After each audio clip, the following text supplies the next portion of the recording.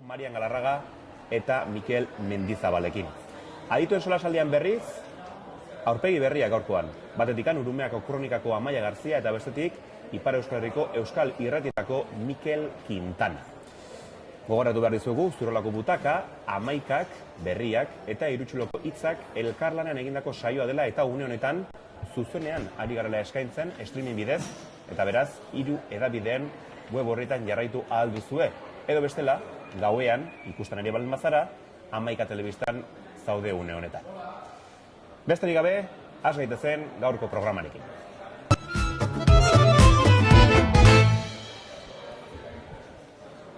Eta hasteko lehendabiziko protagonista aipatu dizuegu Euskal Herriko zinemagintza izango duela hizpide, hausnartu nahi dugu, ezagutu nahi dugu zein den bere osasuna, edo behintzat lagin txiki bat atera nahi dugu, gaur egun nolakoa den, batetikan sortzen dena, bestetikan harrera, eta beste horretarako, EH gure ikasle den Mine Mania ez dugu, gurekin, eta dagoeneko agurtu beharko dugu. Kaixo Miren, da ongi etorri. Kaixo, eskerrik asko. Paratu zara gure butakan, eta noski aipatu dugu. Zinemaldian gaude, eta lehendabiziko galdera nahiko ohikoa da hemen. Zinemaldiaz gozatzeko denbora bat duzu, ari zara etortzen, filmeren bat ikusi duzu, edo bestelakoetan zabiltza? Bueno, aurten egia esan, ez daukat astirik pelikulak ikustera etortzeko, baina, bueno, etorri naizen egunetan, orain arte izan direla 2, aprotxatu dut ikusteko atzo film bat ikusi neben, Still the Water eta Loreak, orduan 2 dira, eta gaur ikusiko ditut ez gaur bakarra. Baina, bueno, egun konkretuetara bakarrik konkretuetan etorriko naiz eta pelikulak ikusteko astirik gabe. Etorri zara ikustera horiek ikusi nahi zen idolako edo denborak ere ez dizulako ematen? Ez, etorri naiz batez be, horietan, eta ordan aprobetxatu dut hitzordu horiek neuskala, pelikula batzuk ikusteko. Aipatu behar zure doktoretzan, Euskal zinemen adar batzuk jorratzen dituzuela, industriaren alorra dago tartean, baina orokorrean zein adar dira jorratu dituzunak? Bueno, nik nire tesian aztertzen dudana da euskarazko zinemaren produkzioa eta finantziazioa. Eta horretarako ezarri dut epetarte bat, 2005-tik 2012 bitartean dagoen produkzioa, fikziozko film luzeak hain zuzen, eta nik aztertzen dutena da, ikuspuntu ekonomiko batetik, film horien produkzioa edo, ez? Denak ikusi dituzu?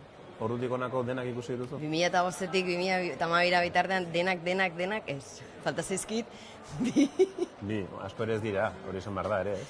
Ez. Ez dira, zoritxarrez, zorionez, gutxi izatea, zerbait erantzule izango da ere, bai? Gutxi direla uste duzu? Ez ez gutxi iruditzen.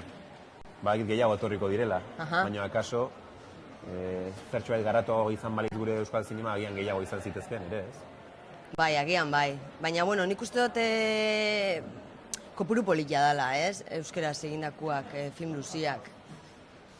Nik uste dut ondo gabiltzala. Bai? Bai. Bueno, hori zuesatea bintzat, osasungarria eta ona da, zalantzari gabe. Bai, gutxi gora bera, urtean 2 film luze egin dira, euskarazkoak, ari naiz. 2005-tik aurrera, 2008an izan ezik, nik uste dut pozik egoteko modukua dela. Zer behar du euskarazko film batek errentagarri izateko? Galdera nahiko potoloa da, baina nola erantzungo zenuke? Nik uste dut azkenean hori dela nire tesiaren ondorietako bat eta orain ari naiz, ez? Ondorioak redaktatzen. Eta ez dakit, ez daukate erantzun hola konkreturik, baina nik uste dut errentagarritasunaz berba egiten dugunean, berba egin behar dugula, bai errentagarritasun ekonomikoaz eta bai errentagarritasun kulturalaz.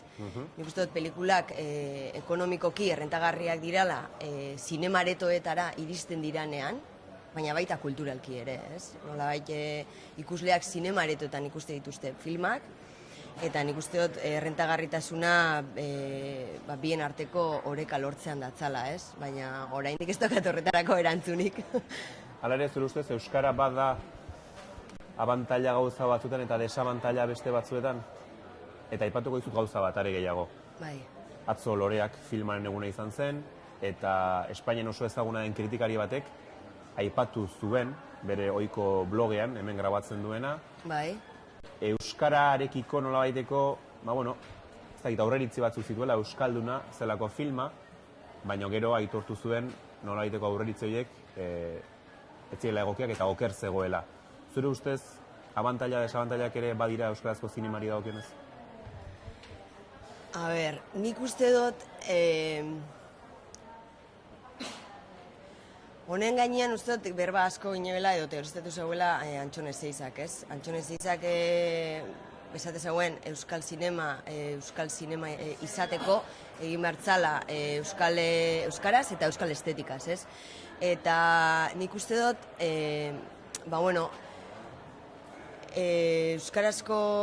euskal pelikulek bai estetika hori lortzeko, ez? Nolabait, bai agintzen dauela hizkuntza bat, ez? Gurea, ez? Euskara. Eta behar bada guk egin behar ditugu pelikula horiek. Ze guk egiten ez baldin baditugu, ez ditu inork egingo.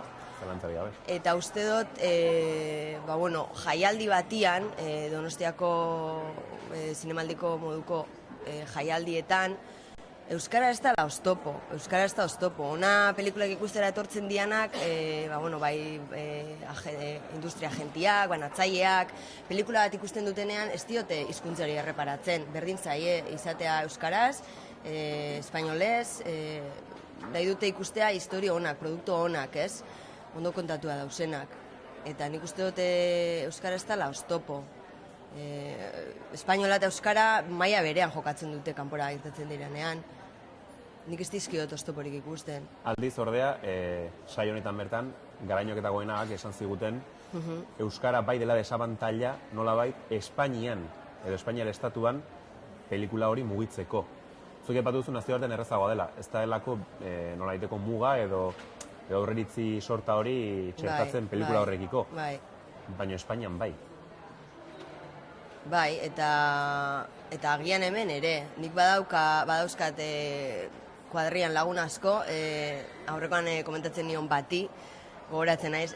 Torko zara loreak ikustera, nirekin, atzeko gunean, eta zan ostan, euskarazko pelikula bat. Nik uste dut aurreritziak apurtu behar ditugula etxean bertan. Eta balioan jarri, ez, gure produktua. Atzo ikusinen hain zuzen loreak, eta da pelikula bat, zoragarria, ederra, eta lehiatzen, ez, zinemaldian. Nik uste dut zoragarria dela hori izatea, eta hori balioan jarri behar dela. Pedagogia lan bat behar da horrek, hain zuzen be, baina hori igual beste debate bat. Zentzu horretan igual, galdera bihurri xamar bat egingo dizut, zeren ez duzu uste euskarazko fikzioa egitelako orduan jende askok, eta aipatu duzu etxeko askok, buruan dutela Goenkale. Eta uste dutela Goenkale fikzionatu bat topatuko dutela pantalla handian, edo beti ere euskal gaiak eta bertakoa, eta alegia, zine independenteak dituen beste ezaugarri horiek ez dituela topatuko euskarazko filmetan? Baliteke hori izatia arrazoietako bat, baina nik uste dut mengo audientzia ez dagoela ohituta euskarazko produktua kontsumitzera, ez? Eta nik uste dut behar bada hezkuntza sisteman hasi beharko gineakela nolabait eragiten, hau da, gure aurrak edo ohitzen euskarazko produktua kontsumitzera, zinema erakutsiaz, eta gure aretoetan euskarazko produkzio bat bermatzen, ez? Beti egotea eskaintza bat euskarazko produktua kontsumitzeko. Hori alde batetik. Gero gure telebistan egiten dauen funtzioa oso importantia da. Eta zentzu horretan euskal telebistan behar bada euskarazko fikzio gehiago ikusi beharko genuke. Eta hortara ohitzen garenean, nik uste dut gauzak aldatzen hasiko ziala. Edo euskarazko fikzio gehiago lagundu beharko luke.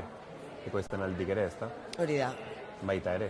Bai. Bultzada hortik hasten da, eta gero edapenitik ere. Hori da. Eta edapen horretatik akaso publiko zabal horretara iristearena, ez? Hori da.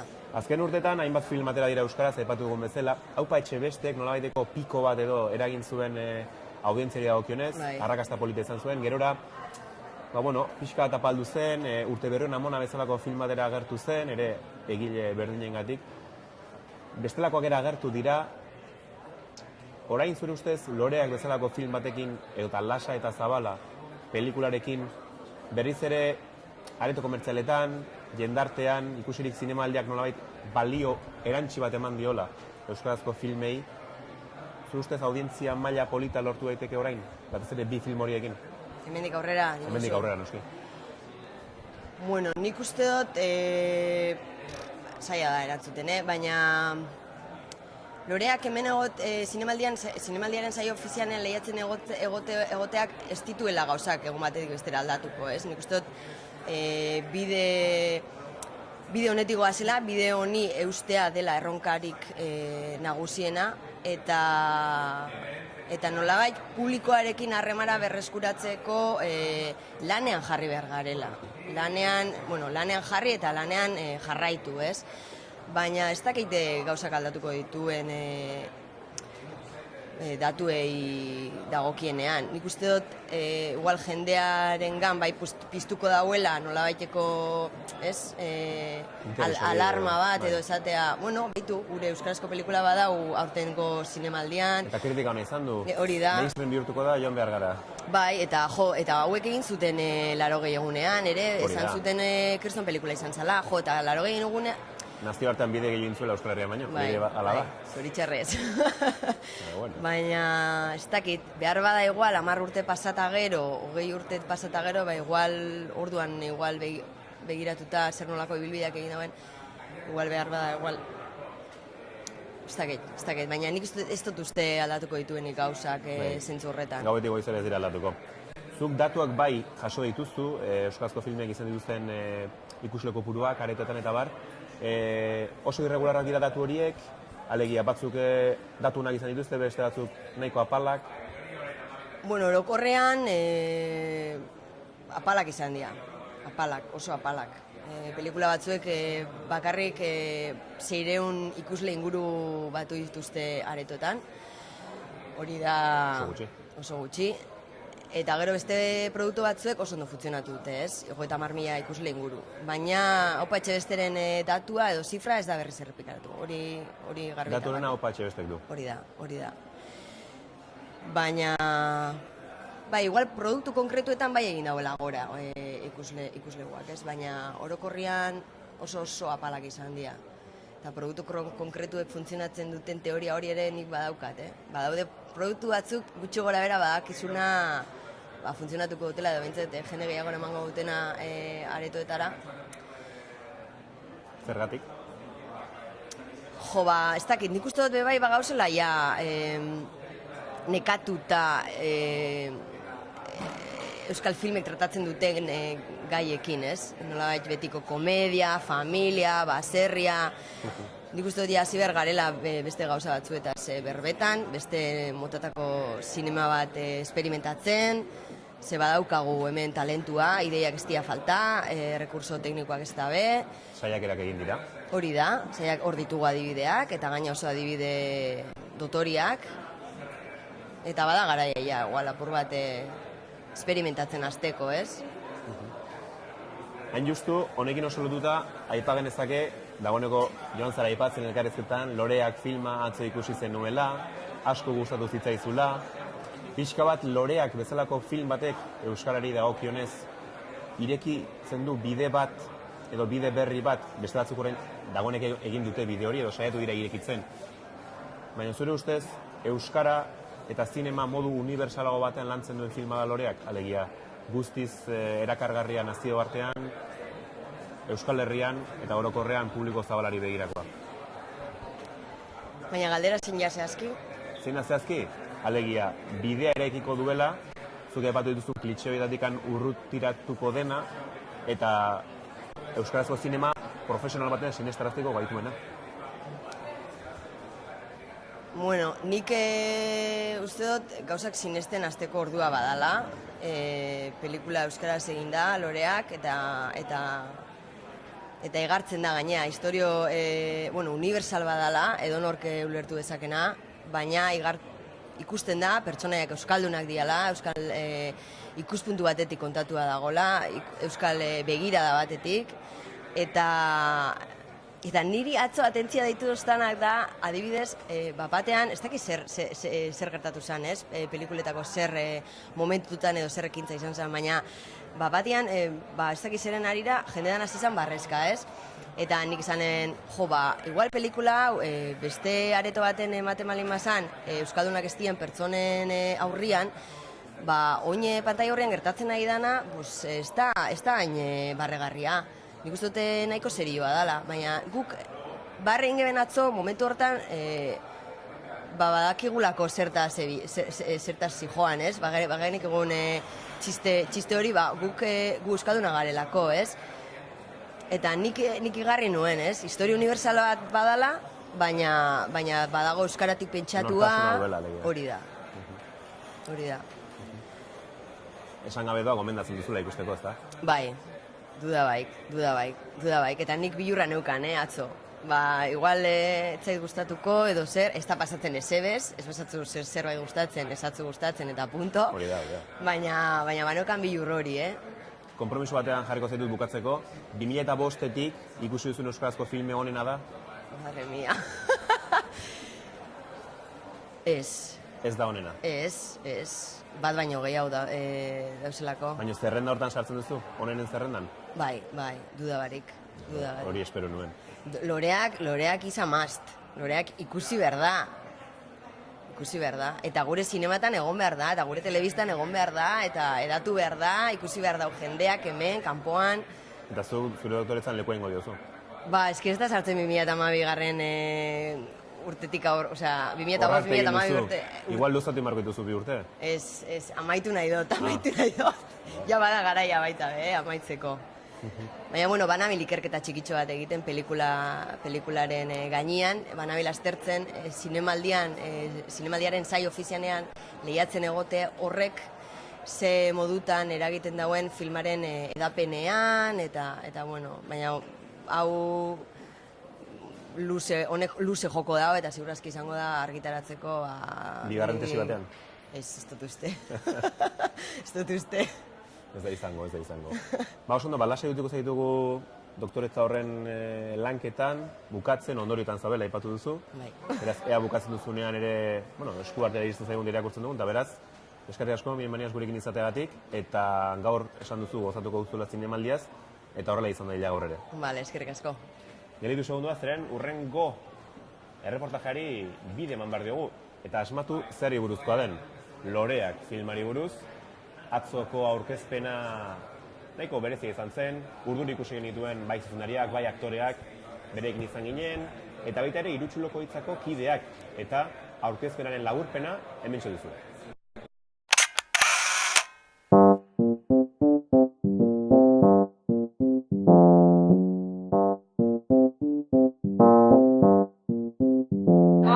Oso egun berezia izaten nahi da, esan goizean goiz hasi geha elkarrizketa batzuekin, Lora denda batean baita ere elkarrizketa pare bat egin dizkigute, Lorak oparitu dizkigute, gero hemen fotokola, prentxaurrekoa, gaina prentxaurrekoa nahiko luzatu da, eta momentuz nik espero nuna baino lasaiago, eta guretzako pixka bat prentxaurrekoa zan trantze handiena, ez? Ja hoi pasata pentsatze egu lasaiago jungo gehala. Sentsazio arraroak egia esan, baina batipat barruko gauzaiengatik, ez da? Barruan moitzen dian gauzaiengatik. Ni egia esan oso urduri jarri naiz, goizetik, ia ezin izan dut Lorik egin.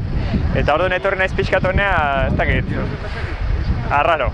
Baina gero, egia esan, posten hauena eta pixka lasaitu nau, ikustea badirudi pelikula jendari gustatu zaiola, kritiko batzui badirudi baita ere bastante gustatu zaiola, eta egia esan, horre asko balio du, ez da pixka lasaitzeko. Neukan ikusteko gogoaz, tokatu zitzaidan behaiekin hitz egitea egiten nahi zienen, baita ere iragarri zutenen sail ofizialen lehiatuko zela, eta impresiona ematen zian. Batez ere baita ere zaututa behaien aurreko lana. Eta ni oso gustatzen naiz pelikulatik, asko gustatu zait. Momentu batzutan unkitu egin naiz. Eta historia txikia da, baina txikitasun horretan handia, bai, ez? Eta batez ere, gioiak oso ondo eusten dio une oro mantentzen dio, eusten dio tentsio horri, ez dakizu zer gertatuko dan, Eta horrek, eta askotan empatizatzen zuen bai, pertsonaiek sentitzen duten horrekin. Eta oso gomendagarria, eta festivaletan pelikula honek nire ustez emango dola zer esana, zinema aretotan ez dakiz, igual ez da molde horretarako pelikula, baina nahi asko gustatu zait, eta nik uste jende gehiena asko gustatu zaiola, eta horren lekuko da bai, eman zaion txalo zaparra da luze hori. Gainera konturatu gehan, nolabait baitere zinemaldian zehar jundala pixka bat espektatiba bat sortzen, jendeak esate zigun jo badauzkago gogoak zuen filma ikusteko, uste eta atzo Antzokizarreko pasea bete intzala, gaur goizean ebe jende asko zeon, orduan guztua espektatiba horiek sortzearekin, oain ea espektatibei erantzun positiboa eman diegun, ez? Hala espero. Pelikula botatzeko aukera izatea guretzako opari bat bezala da, ezta? Guk askotan erakutsi izan ditugu ja gure pelikulak zinemaldian, baina beste sail batzutan, ezta? Zabaltegin Lucio, lehengo urtean adibidez Elmeto Arrieta Zinemiran, 80 egunean ere Zinemiran egontzan, baina sail ofizialan egotea eta lehiatzen beste zerbait da, ezta? Orain arte bizi gabekoa, eta egia esan nabaitzen da asko, komunikabideak interesa dakate zure lanagatik, banatzaileek, beste liga batean bestera sartzen zera, ezta? Eta orduan, oso garrantzitsua da, eta horrez gain, ilusio berezi egiten dugu, Donostiako zinemaldia dalako, jakina.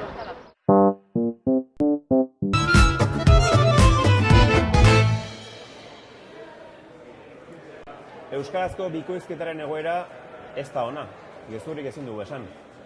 Bikoizketa etxeen egoera tristeak ageren uzten du une benetan zaila bizi duela.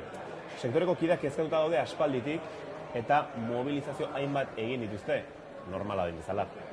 Guk gure butaketan esene ditugu beste urtebetez, eta gurekin dira Marian Galarraga eta Mikel Mendizabal. Ongi etorri biei.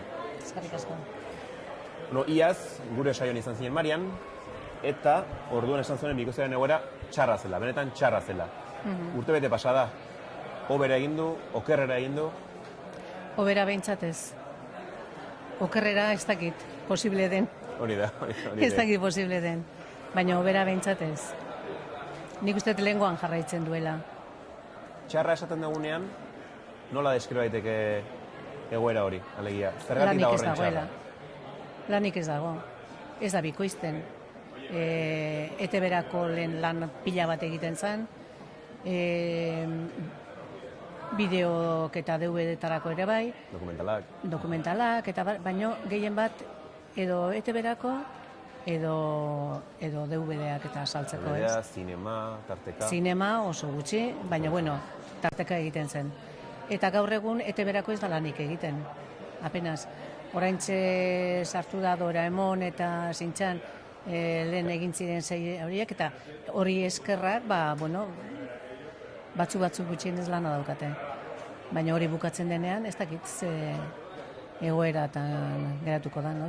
Bikoizketa hitz egiten duguna nahiko orokorra izaten da kontzeptua, baina bikoizketaren azpian bikoizleak daude, bikoizketa etxeak daude, bikoizketa etxe horren baitan lan egiten duten itzultzaile, zuzentzaile eta barrak daude, hor lantalde zabal bat dago. Zabala. Eta jende horren egoera zein da? Akaso igual Mikeleko beto azal dizaguke, baina zein da? Zuen egoera nola bizi duzu, zeren egoera zaila da, hobetzeko oztopoak ikusten dira, bidean, eta beraz, nola bizi duzu? Egoera, noski, etorkizuneko egoera, behar bada, oso tunel beltz batean sartu gea, eta ez dakit atzera biderik badun, ze gertatzen dena da, beste urtetan jartzagun, ez dakit TV sortu zenetik. Bikoizketa ez dakit gaitzen junda eta hobetzen eta kalitate zehatzen. Eta lehenkoa edo esango nuke bikoizketa hotxak eta zabala izan da beti. Noski orain bikoizketa jisten dijoan neurrian kalitateak ere bere zea izango du. Orduan egoera izan alde batetik artistikoki edo euskararen sinesgarritasun hori galdu daitezkeela profesionalak ere beste ekintza batzutan bizi behar hori bada beste lan bat bilatu beharko dugu, ez? Orduan profesionalki eta euskararen sineskortasun hori asko kostatu dena, gogoratzen gea hasiera batean beltz bat euskaraz ikusten genunean, harritu iten ginean atetik beltza euskeraz ikusteagatik, eta bestea ere, euskeak beak ere etzukalako malgutasunik bikoizketan ahoan ondo sartzeko, eta hor, euski, hizkuntzak zea bat sufritzen du, egokipen zail bat, ez, inglesez, neurriak, luzerak, euskeak beste luzera badauka, hori dena pausu guzti hori eman da, gero, jendea ikuso aretora jun, pelikula bat euskeraz ikusi, gustoa gehatu, jakin, euskera, bueno, bikoizketa maila homologatua dela, Europa mailan euskeraren bikoizketan kalitatea homologatua dago eta gaina rekonozitua dago, dakigunez, badibidez, intxan batean aitortzen da euskeraz ikuso hobeto dagoela gazteleraz baino, nik ez du zintxanik egiten. Bueno, bai, zintxaren aituna naiz, baina oso gutxitan azaltzen da, eta ez du zaik, ez? Bueno, orduan, gora horta, esango genuke kalitate artistikoa eta komunikazioko arazo guzti horiek gainditu ziranean, orain industria guzti hori, bai aretoak, bai profesionalen gaitasuna, eta hori guztia, desagertzenko bidean dijoa, behaz, euskararen normalizazioarentzat kalte ikear, euskarak galdu egiten du eremu bat, eremu berriak irabazi behar ditun garaian, galdu egiten ditu lortutako eta hainbeste diru, denon poltsikotik gastatu den hainbeste diru bikoizketa duin bat egiteko alegin hortan, eta orain zuloa balin badijoa, euskarak eremu handi bat galtzen du. Bikoizketaren auzia azken urteetan, ez bere garaien izan bertzen bezala, eta azken urteetan gehiago sakondu da, berriki ETBek iragarri du, pelikulak azpidatzeekin emango dituela, produkzioa bera marrazki bizini dagoenez asko jaitsi du, inbertsioa asko jaitsi du, azken batean inbertsio bezala ere uler daitekelako bikoiztea marrazki bizidunak, gure seme alabentzako, eta beste, auzia bera nahi gunuke aipatu, alegia, bikoizketa hitz egiten denean, mundura begiratzen da, esaten da, baina beste herrialdeetan, bikoizketa filmeetan azpidatziekin da, ez da bikoizten. Espainian akaso bai, Euskal Herrian ere egin izan da orain arte, baina hori bain, auzitan jarri da, aukera hori. Nola azaldu daiteke? Nik gauza bat esango nuke. Nik guztiz ados nago filman azpidatziekin. Baina aukera berdina, gazteleraz ikusiko dutenak, pelikula bat, eta euskaraz ikusiko dutenak. Gazteleraz bikoiztuta, oso ondo bikoiztuta, eta euskaraz azpidatzita ez dut onartzen. Eta ez dut sekulan onartuko. Eta hori adibidez ETB egiten du? Eske hori norbaitek zerbait egin behar du. Ze hori da izugarrizko kaltea, hizkuntzari egiten zaion kalte ikaragarria. Ze aurrak behintzat, filme bat ikusi behar baldin badute, ezin dira, aurrak ezin dute euskaraz azpidatziak ikusi, nekatu egiten direlako. Eta hori nekatze baldin badira, ez dute ikusiko. Eta nora jongo die? Gaztelerazko kateetara. Handauzkatelako, errexago. Esan gabe doa aurrak Disney Channel eta alako katetan daudela. Noski, hori da. Eta marrazki bizuna nolabait, Euskal Herriko telebista publikoak duen, nolabait, azken kutsara edo ETB irudenera, baztertu edo zokoratu dituztela. Hor zerbait norbaitek egin behar du. Eta laizter, bestela akabo. Batek bultza hortik, beste bultza hortik, eta azkenen beha bakarrik eroriko da. Eta telebista, akabo. ETB, bat. Bigarrena nik ez dakiz ze pintatzen hor. Erderaz, makinat kate badauzkagu, ikusteko hobeak eta gauz interesgarriak dauzkanak. Ordaindu gabe. Bai, hori da. Eta hau ordaindu egiten dugu. Eta ordaintzen bali dugu, gutxienez gauza duin bat ikusi nahi dugu, eta euskaraz. Hasieran, gu hasi ginen, oain dela, 34 urte bikoizten, euskal telebista bat eukiko genuelako euskaraz. Eta ni guatzen naiz nire aitari, telebista bat euskaraz egingo deu. Eta bari, xilik ontzaitez, telebista euskaraz, telebista euskaraz ikusiko deu. Eta izugarria izan zen, ze ilusiokin, ze gogokin hasi ginen denok, bikoizten, gu biok izan ginen aurrenengoak, katalan batzuk, katalan gaina bikoizle onenak ekarri zituzten, ze inbertsioa egin zen, ze ilusiokin, bikoizleik hobenak guri eakusteko bikoizten. Gero gu jarri ginen beste eakusten. Eta ze ilusiokin euskaraz ikusiko egon nolako telebista bat. Eta aurraketan nik uste bolar bat izan zala, ikaragarri ikasi zutela, bai euskaraz eta bai euskarari duintasun minimo bat ematen, telebista bidez. Kasu horretan nik dragoi bolari asko zor diot, Hori da, adibidez. hori da, bai, eske zure adineko gazteak ETB baten, arratsaldetan, egotezan programazioari esker, euskaraz dakite. Zalantzari gabe, eta gaur egun ere lehengusu txikiak ez daude ETB-en. Claro, ez eta ez dute gaina piztu ere egiten ETB. Eta gero, okerrena hori da, ez? Nik ez dakit nork egiten duen programazioa ETB-koa, baina edo kamera eskutua denak mutuk, edo reposizioko pelikulak ez dakit, eta euskara, eta ez da entzuten, ez da entzuten. Eta entzuten dana, ostitxarren jartzeko. Nik askotan jartzen dut eta debate bat da. Baina ze esaten nahi die. Eta kenduin behar izaten dut, bestela infarto batek emango iteta. Eta osasuna lehenago da, beste guztia baino. Beste zer baino. Baina hor bai geratu dela argi pixkat kontraesan hori ematen dena bikoizketari dagokionez, telebista publikoak hartu den erabakian, ez? Ez euskarazko filmak, euskarazko azpidatzekin emango ditugu, baina gaztelerazkoak mantenduko ditugu. Bai, baina nik gazteleraz pelikula bakar bat ikuste baldin badet ETB-en, gutxienez kabreatu ingo naiz. Bueno, La noche den emango dituztein bat, Bai, hoxe. Orduan ETB-en denak euskaraz bikoiztuta baita ere. Eske bestela, ez da normala. Aipatu da, hainbat protesta egin dituzuela azken bolada honetan, mobilizazioekin jarraitzen duzue, galdera da, protestak egite dituzue bai, baina kasu egiten zaizue?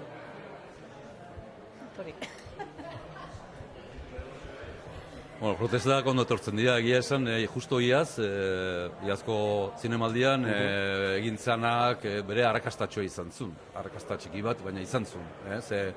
Jende desientek ikusi zuen, gaina ETB-ren galan ere izan ginean, eta garai hartan haiek ere ETB-ko zuzendaritzak ikusi zuen, aurrean jarri ginelako, eta hor debate txiki bat sortzen hasi zen.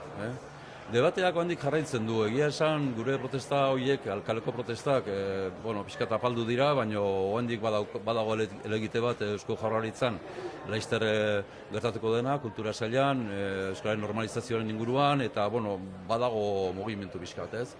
Gauza bat, esanen izun, lehen Marianei galdetu diozun hortan, Europan, zinea normalean azpititulatua ikusten dela, Portugalen, urrutira jun gabe, ez? Baina, hizkuntza horiek ez daude gu dauden diglosian eta gu daukagun borrokan. Hizkuntza horiek erabat egonkorra dira, eta orduan gu oaindik gaude, nik ez egit hor, baina herrialde horietan, baina hemen gu oaindik Shakespearen liburuak euskeratu egiten ditugu, ez dira bersio originalean irakurtzen, edo turkiar novela, edo txinako poesia, osea, jarraitu beharko du hizkuntza batek, beste hizkuntza bat itzultzen, bertako biztanlegoak kultura horietara iritsi nahi badu. Ingelesa jartzagun ikastoletan, eskoletan, ingelesa maila bat badagola pelikula bat ingelesez ikusteko. Baina eski ingelesa ez da mundu guztia. Osea, pelikula Shin-Chan-beak japonieraz dago. Aurren marrazkiak behar badezira azpititulatuko, ez? Eta azpititula, adibidez, kasotxo bat esango dizuet, Finlandian inglesa da, izango nuke, bigarren hizkuntza nagusia. Han dena espektakulo guztiak eta telebistak eta azpititulak, eta inglesa da, naturalki hitz egiten den hizkuntza bat. Finlandiarrak beak, ikusten dute, Finlandiarra, Suomia, bai, atzerakada bat izan dula gazteen erabilpenean, eta orduan, replanteatzen nahi dira, pelikula bikoizten hastea. Horrez esan nahi du, bikoizketa dela tresna bat, hizkuntza bat errekuperatzeko. Euskera badakigun dagoen, eta oraindik ere hori zalantzan jartzea, ezta? Hori lehengo egiten, gure borroka ez daki, nik bintzat oso garbi daukadana da, gu bikoizlari bezala badaukagula reivindikazio bat, esan nuke, komatxo artean laborala edo lanekoa, baina ez da hori. Orduan, gure esku bakarrik gehatzen balin bada, bikoizketaren defentsa, badirudi langabezia eta zaigea izketan. Eta orduan, pixka desbirtuatu egiten du. Osea, hemen helburua da euskararen normalizazioa. Gu horko langileak gea, baina helburua hori da. Osea, ikastola desagertzen badia, langabezi arazo bat sortuko da. Baina gauza da ikastolak desagertu direla. Osea, bikoizketa desagertu dela, ez gu lanik gabe gatuko gehala. Osea, hori da... Zure ustez beraz, bikoizketaren afera nolabait, benetan problematika lekuz aldatzen da, alegia, lotzen da gehiago langabezia kontuekin, Euskararen normalizazioarekin baino. Bueno, hori da ez duguna nahi. Osea, gure helburua, gure babarruna gureak dira, baina ikastolako andereñoenak OAEKako irakasleenak izango da, baina Euskararen normalizazioan gastatzen den guztia Euskararen normalizaziorako da. Ez gure babarruna pagatzeko, neurri batean baina ez dakit, Norbaitek egin behar duelako. Norbaitek egin behar duelako. Orduan, gertatzen da, gure, ire galderari erantzunez, gure lana, gure ekintza, ez dakit, kaleetan badirudi pankarta batekin zoazela, ez dakit garbitzaileen konbenio bat eskatuko bagenu bezala, garbitzaileak esaten zen bezala berri da favorrekoa, ez? Eta orduan desbirtuatu egiten du pixka bat. Orduan zenbaitzu gaude behintzat borroka horrek elukela gurea bikoizleen borroka bat izan behar, baizik euskararen normalizazioan inguruan, behatokia edo, ez? Behatokian adibidez, denuntzia batek sartu da, behatokiak ere aurrera pausu bat eman dezan, baina, claro, diskriminazioa ikiarria da. Erderaz ez da azpititulatzen eta euskaraz azpititulatuko omen da. Behatokiako handik ezin du erantzun bat eman, hori ez delako gertatzen. Delako batek, ETV-ko zuzendari berri batek, berriak, baina, guratu zaio hori, eta esan edetena da, gauza hortan buko ezin dugula eta behatokiak ezin dugula oraindik iritzirik eman, ez delako oraindik gertatu diskriminazio hori, ez? Gertatzean izango dira beste Nik uste ez, eta Jaurlaritzan eta esango dizuet UPyD-koekin ere hitz egin dugula, denekin parlamentari politiko talde guztiekin hitz egin da, denak dira, momentutan denak daude jakinaren gainean. Eta nik uste borroka dijoala, alde batetik. Politikoa, ETB-en helburua eta zein den ETB-en definizioa hori aklaratzeko, eta bestea kalekoa ere, baina ez gurea soilik, baizik euskalgintzan eta euskal normalizazioan, zuek bezala, 11 telebista eta denak egon behar dute implikatuak euskal normalizazioan, ez bikoizketan bakarrik, baina bikoizketa ere bai. Ere parte dela. Urrearen hasieran duzue aurreikusita protesta bat, ezta? Okeraz baina urrearen 6an. Bai ez dakazu mobilizazio bat egiteko asmoa? Urriaren 6an daukagu tinkoko 20 urte betetzen ditu eta ekitaldi bat egin. Ekitaldi bat duzu hori da, barkatu bai. Ez protesta. Ospatu egingo dugu, 20 urte ospatu modu horretan pixkat era positiboan, ez? Bai. Oso positiboa da, hainbeste txai gaindituta gero, 20 urte pasa eta oraindik jarraitzen dugula. Eta hori ospatu egin behar da, noski. Hori alde positiboa. Bukatzea dela, zuzu Mikel aipatu duzu, ez?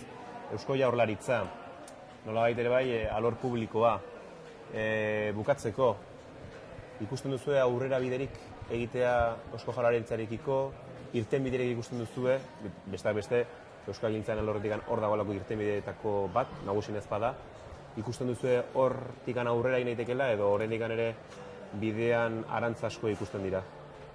Nik uste dute, itxaropena, nik uste dut izpi batzuk bat daudela. Eta batik bat, aigealako mentalidadez bintzat, pentsatzen euskararen berreskuratzea edo normalizazioa ez dagoela ETB-en eskutan bakarrik. Zatek orduan azkenian da, zuzendari baten eskutan egotea euskararen etorkizuna, zuzendari bat izula inork aukeratu eta ez dela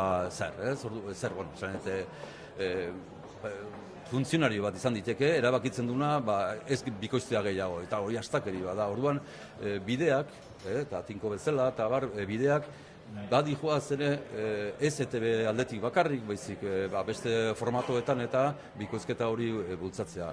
Nik ez dut deno dakigu euskara inpas batean dagoela, geldiune batean sartu geha. Hemen euskaldun asko dago, inork ez du hitzik egiten, eta ez dago ilusio bat, berriz olaturik ez dago, eta bar.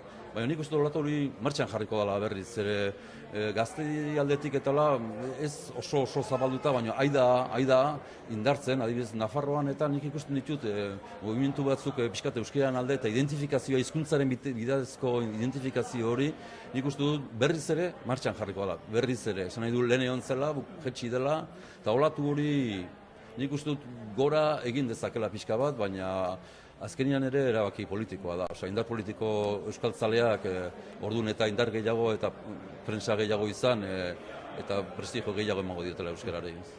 Ba, desio dizueguna, bikoizlei sektoriari orokorrean da, olatu horretan txampa hon hartzea. Ea aukera duzuen eta dena behar bezala ateratzen den. Maria Mikel, zorte hon, segi lanean azken batean denoi eragiten digulako zuen problematikak. Ni esker. Eta gu jarraitu behar dugu, gurekin direla hemen gonbidatuak, izan ere, erreportaje interesgarri bat dugulako prest. Gaur, beste egun seinalatu bat da, Ginea Bisauko independentziaren eguna. Eta gaurko egunez, herrialde horretan garratutako dokumental bat diseinatuko dute Zinemira sailean, zinemaldian, Lantanda izeneko dokumentala. Kreolerazko musikaren inguruko lan horretaz hitz egin digute, Gorka Gamarra zuzendariak batetik, eta Juantxu Beloki argazki zuzendari eta ekoizlea. Hemen duzue, Berriako Lantaldeak prestaturiko bideoa. ¡Así! ¡Hurra! El documental surge un poco hablando y conociendo el país, hablando con gente del país, gente de Guinea-Bissau, gente también de extranjera.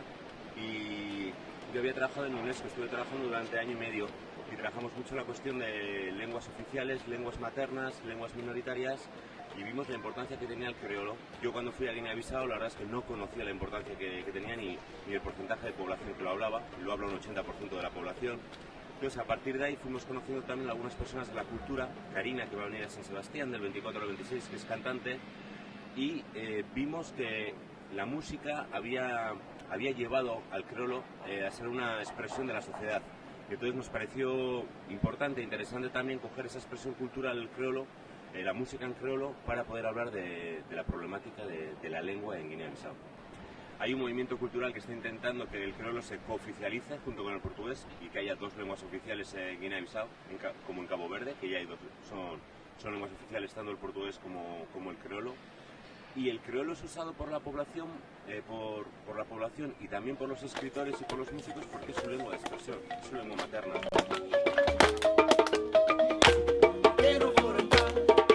Queríamos que se viese la realidad de cómo viven, porque es una de las cosas curiosas, ¿no? Que viven esas condiciones de carencias y de pobreza, sobre todo en sanidad y en educación, y sin embargo qué energía tienen, ¿no? Y qué, pues a nivel cultural y la forma de expresar y esa complejidad, ¿no? Étnica que tienen. Intentamos hacer una fotografía positiva también, es decir, realista pero bella, por decir de alguna forma.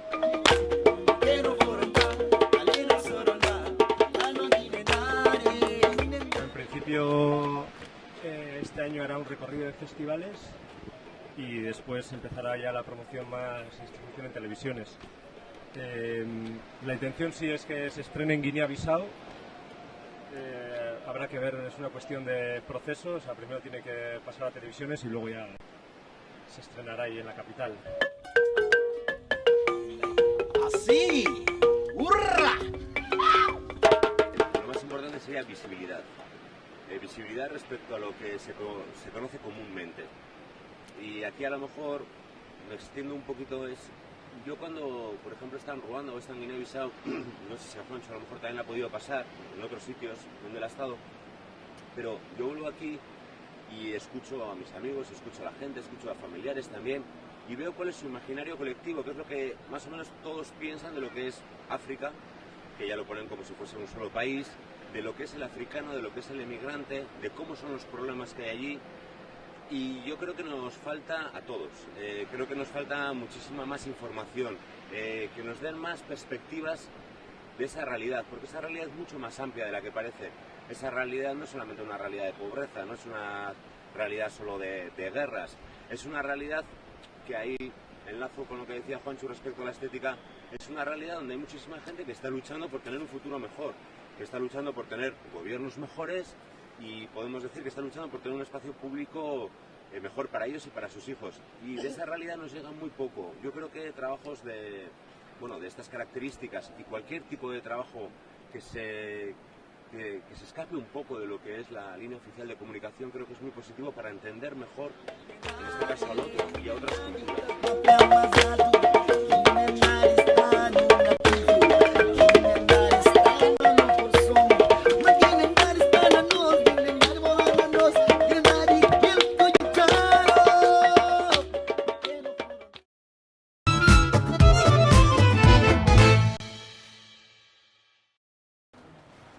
Butakak leku berean ditugu, baina bertan esertzen zaizkigun adituak, zinema kritikariak, noski ezberdinak dira eta horrela izaten nahi dugu aurrerantzan ere. Iritzi ezberdin horiek biltzea oso garrantzitsua zaigulako Zurriolako Butaka saioan. Gaurkoan, gurekin dira, Amaia Garzia, Urumako hitzarako idazten ari dena, eta Igelintana, Ipar Euskal Herriko irratietako kidea. Kaixo biei? Kaixo. Ongi etorri. Begizuloak ez dituzue oso handituak, beraz, badugu zer hitz egin. Hasteko eta behin, gaurkoan, eta azken egunetan, pixka bat ari gara film beraren bueltan, loreak. Labur, luze, nahi duzen eran, zer iruditu zaizue? Niri loreak asko gustatu zitzaidan, eta oroimenean jarretzen dut edukitzen eta gehiago gustatzen zait. Aurrekoan ikusi baino lehenago lagun batekin hartu nintzen ja ikusi zekala. Eta esan zidan, esaldi bat asko gustatu zitzaidala eta nik ere erabiletela, dela Euskal Zinemak behar zuen sofistikazioa dela loreak. Asko gustatu zitzaidan esaldi hori eta niretzat ere hartu dut ze uste hori dela loreak. Euskal Zinema profesionaltasunera iristeko bidea ireki duela, alegia? Bai, hori da. Nola bai. Zure ustez? Niri asko gustatu zait. Asko gustatu zait eta gainera sail ofizialan uste dut ikusi dugunatik oso altu jarri dute eta nik ere oso altu jarriko nuke. Nik beldurra bat neukan pelikula honekin eta zan euskararen erabilera nola egingo zuten. Eta nik uste dut asmatu egin dutela adibidez euskalkiak erabiltzen pertsonaje bakoitzak. Nik filma hori ikusi izango banu Goenkal estiloan, enuke sinistuko ez da ni por el forro, ez? Eta orduan nik azpimarratzeagatikan hori azpimarratuko nuke filmagatikan. Zuen ustez, Lorea bezalako filmatek jauzi bat suposatzen du ikusirik sail ofizialean lehiatzen ari dela? Euskal Zinemarentzat noski. Venga, busti zaitezte. Bai. Azkenean internazional mailan euskarazko pelikula bat egotea eta gainera ikusita izan dutela aukera elebidunez grabatzeko eta euskaratikan jo dute, diru presupuestoan zeratikan, nik uste dut dela, xapo, beraien gatikan. Zuri aldugu izut, Loreak iburuz baita ere, baina ez dakit, besteok ere ikusi dugu, Zurroko Butakaren lantaldeak ere ikusi du, eta nik bereziki baukat galdera bat, ez? Zuen sentsazioa izan da filma ikusterakoan ahaztu egiten zaretela euskaraz dela? Beste filmeekin gertatzen zaigun bezala eta ez gabela hizkuntzari begira, gabela filmari begira. Bai, batzutan gertatzen da ez, igual Euskal Zineman euskeraz baldin bada, fijatzen zela euskeraz dela, baina nire nintzen ikusten eta berdin zitzaidan euskeraz izatea, gazteleraz, korearrez, pelikula ona zen. Eta bai, hizkuntzaz ez du nintzen. Sentsazio hori. Beste film bat, hau ere, Euskal Herrian egina, Euskal Herriko gaia hartzen duena, Negoziador. Zer iritzi duzu, Lehen pixkat ari ginen komentatzen, gustatu zitzaidan, baina hori puntu batzuk ez. Hau da, zeuden ikuspuntu batzuk, zeuden gak batzuk pixkat matxistak zirena. Zagit ikusi duzun pelikula, baina dago momentu bat, Aranguren eta bestea brindisa egiten dutera, eta esaten dute ez dakite zer gatikan egin brindis hori. Eta esaten dute, por las tetas de Sofi. Eta sala, hasi izan parrezkan zian graziarik egin. Zan emakumearen irudi matxista hori, eta pelikula ondo zegoela iruditu zitzaia, baina ja gag horiek niretzat faio bat izan zeran. Kobea garen estiloa da hori?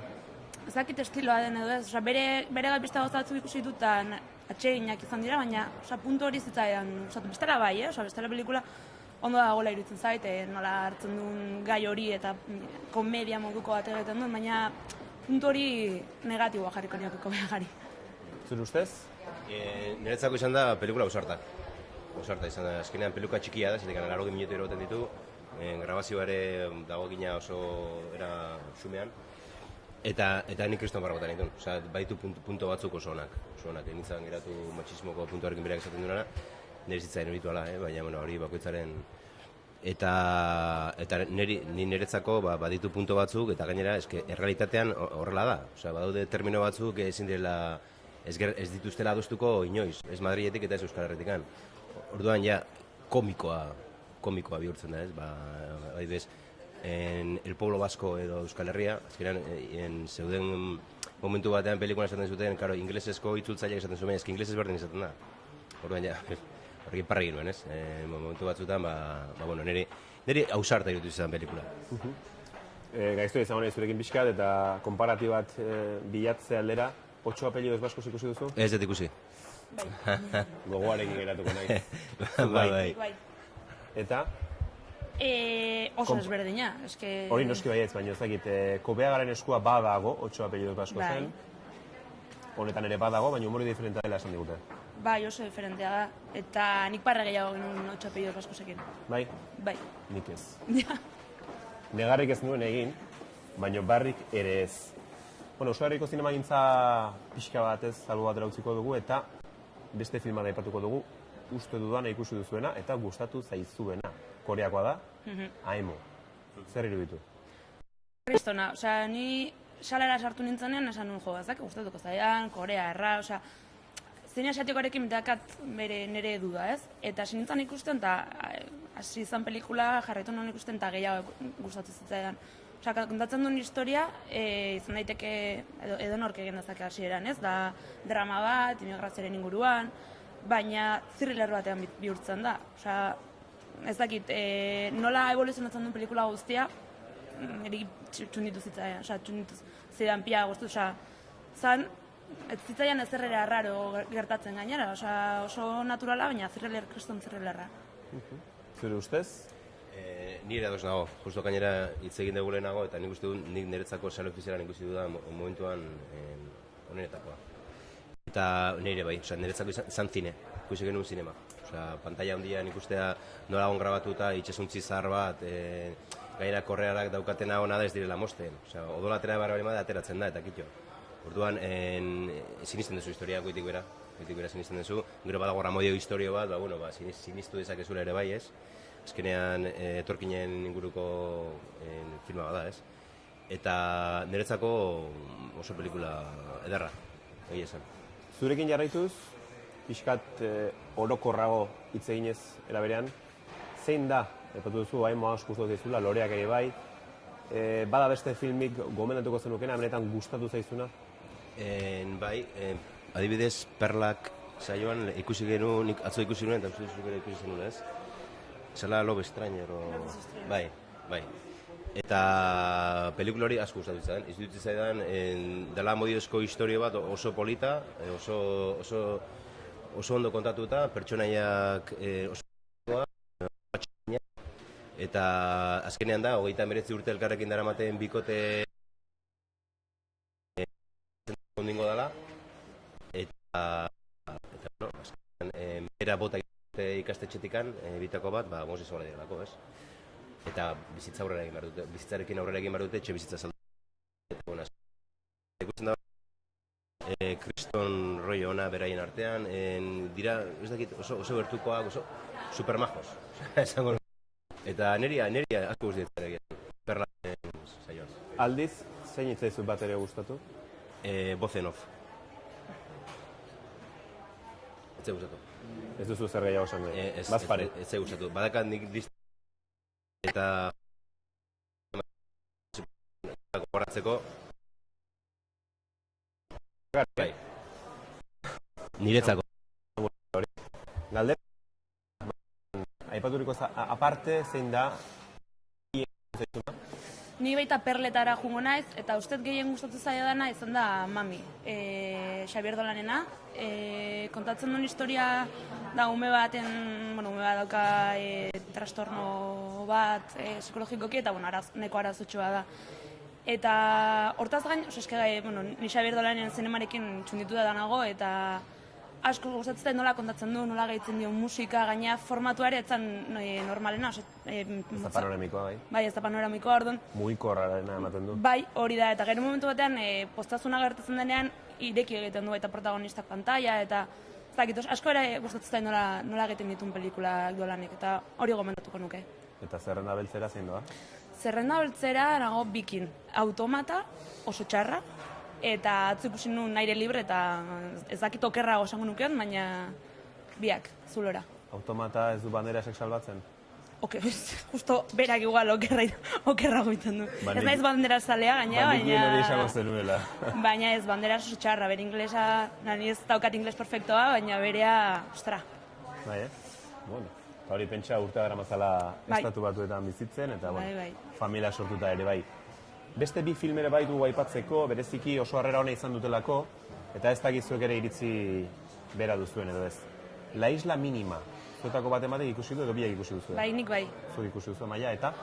Neri, bueno, niari nintzenan ikusten, oroitzenaren nintzen True Detective telesaia, buru beranak, orduan ez nahi subjetiboa.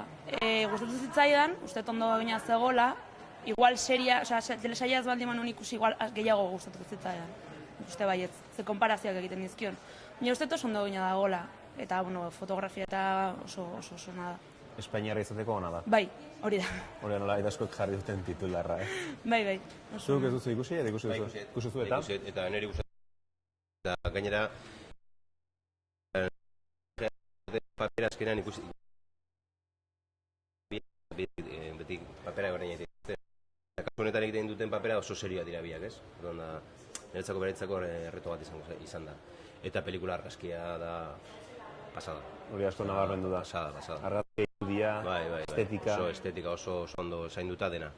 Eta niri gustatu zait. Eta gainera bai rankinan ere dago nahiko altu. Zer ofiziala. Bai, hori egia da. Leia zaila izango da, loreak entzat, hori jakina da. Eta azkenengoa, Cesar Chavez, hori, zuk ikusi duzu?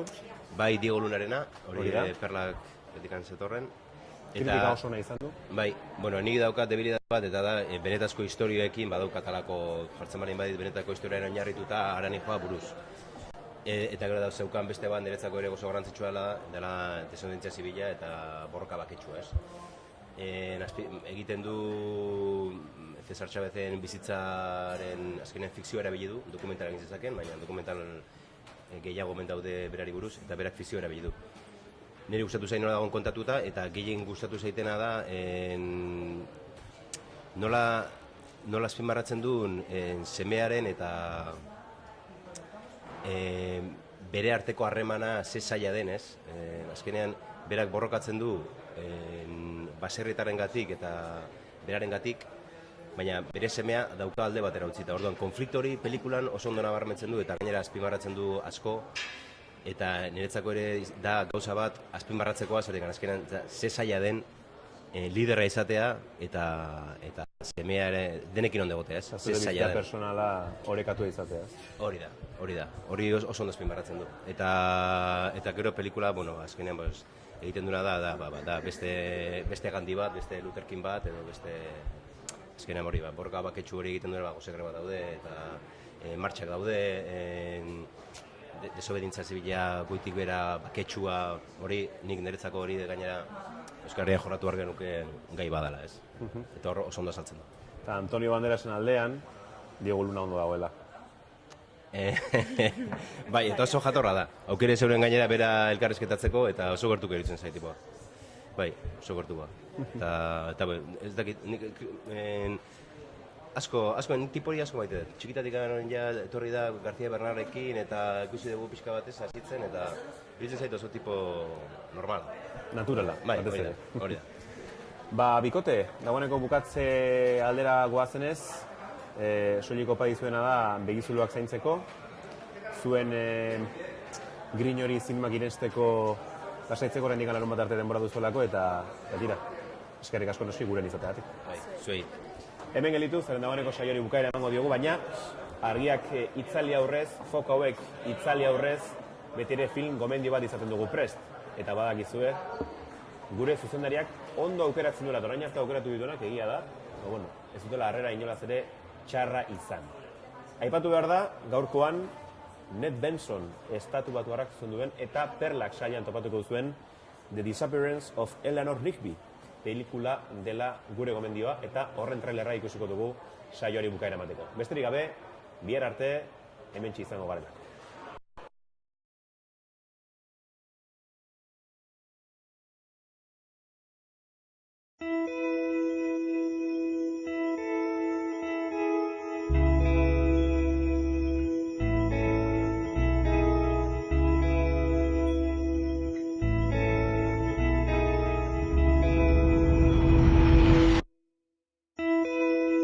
Would you mind passing this to the girl with the red hair?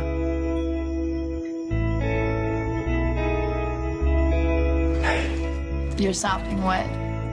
You noticed that? You're sopping wet. Oh, you noticed. Thank you.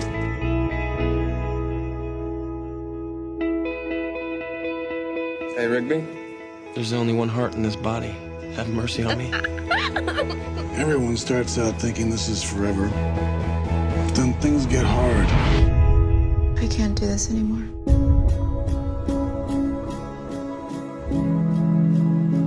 I have no clue where she's gone. She's vanished. None of us know how to help you. Please stop reminding me that something's wrong. You look like hell. Thanks. Maybe she wants you to go after her. No, she doesn't. Wait a couple of days and go after her. Shut up. I need to try some other version of myself. We'll never get to where we were. Where was that? Someplace good.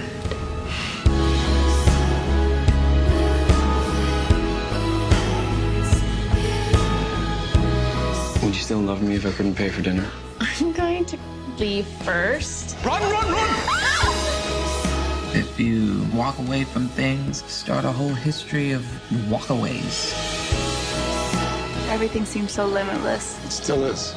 You're the star of my life story.